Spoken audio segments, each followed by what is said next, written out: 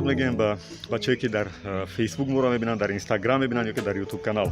دو جمله میگم. وقتی که ما ویدیو اجتماعی موندیم نظر اندیشه ها هر گونه بودن، ولی من یک چیز دیگر میگم که ما یک ایده خوب دیگر راه اندازی کردیم که از مسائل اقتصادی اجتماعی کشور و از اونهایی که اولین شده یا یکمن میگیم و اولین ایده که ما اومدیم نزد اولین برند پایافزال تاجیکی اعظم.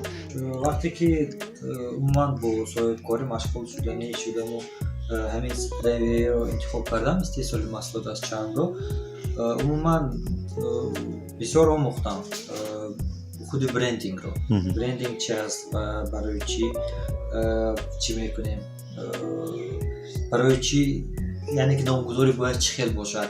فکر کردم و با همون طلباتی که قاعده های برندینگ داره نام من موافق اومد.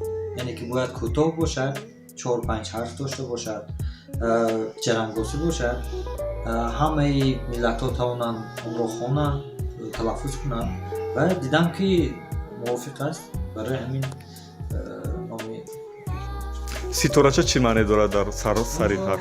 سه اعظم است. سه هست، یعنی احواف اعظم انگلیسیانویچ.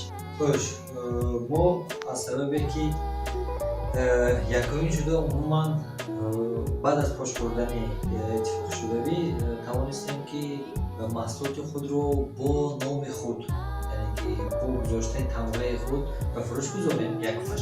دویمش توانستیم که استحصال محصولات رو، یعنی که همه زینه ها رو از استحصالات سر کرده تا فروش برای گذاریم.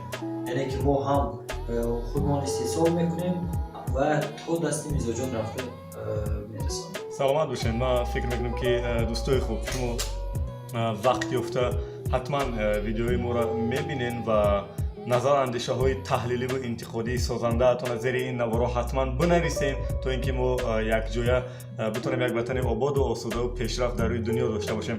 و با سهم شما میرسونم که اگر شما در دل خواه سمتی که کار میکنیم، خواه ورزش است، خواه اقتصاد، خواه سیاست، خواه صنعت، خواه صناعت، خواه کشاورزی، خواه مهمانداری، هر چیزی که باشه و شما فکر میکنید که در کشور شما یکم و یا اولینید، از خودتان در صفحه انفرادی من در فیسبوک دلیر امام علی یا در اینستاگرام دلیر امام علی درکتین در هر گوشه تاجیکستان باشه ما با مهمانی شما میریم و شما را تلاش میکنیم که رایگان معرفی کنیم که شما در کشور اولین و یا یکمید.